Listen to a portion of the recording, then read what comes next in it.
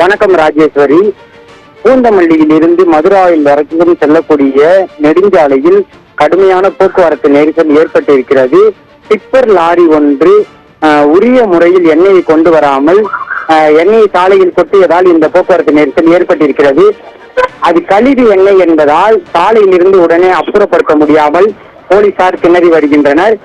இது போன்ற கழிவு எண்ணெய்களை ஏற்றி வரும்போது அதற்கென்று எண்ணெயை ஏற்றி செல்லும் லாரிகளில் தான் கொண்டு செல்ல வேண்டும். ஆனால் மணல், ஜல்லி போன்ற பொருட்களை ஏற்றி செல்லக்கூடிய டிப்பர் லாரியில் எந்தவித உரிமமும் இல்லாமல் விதிமுறைகளை மீறி சர்வசாதாரணமாக அந்த டிப்பர் லாரியில் கழிவு எண்ணெயை ஊற்றி பொறுப்பில்லாமல் கொண்டு வந்துள்ளார்கள்.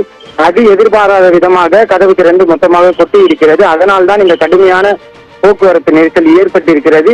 தற்சமயமாக தடுப்பு வேலிகளை வைத்து சாலையின் ஒரு புறத்தை மறைத்து போக்குவரத்து போலீசார் போக்குவரத்தை சீர்படுத்தி வருகின்றனர். அதே சமயம் தண்ணீர் லாரியை கொண்டு வந்து தண்ணீரை பீச்சு அடித்து தற்போது அந்த எண்ணெயை அப்புறப்படுத்தியுள்ளனர். இருந்தாலும் பாதி எண்ணெய் சாலையில் ஒட்டி கொண்டிருப்பதால் அதை நன்றாக சுரண்டி எடுக்க வேண்டிய சூழ்நிலை இருக்கிறது. அதே சமயம் உரிமமின்றி டிப்பர் லாரியில் முறையற்ற முறையில் எண்ணெயை ஏற்றி வந்த அந்த லாரியின் உரிமையாளர் மீதும் ஓட்டுநர் மீதும் காவல்துறையினர் தற்போது நடவடிக்கை எடுப்பதற்கான வேலைகளை தொடங்கியுள்ளனர்.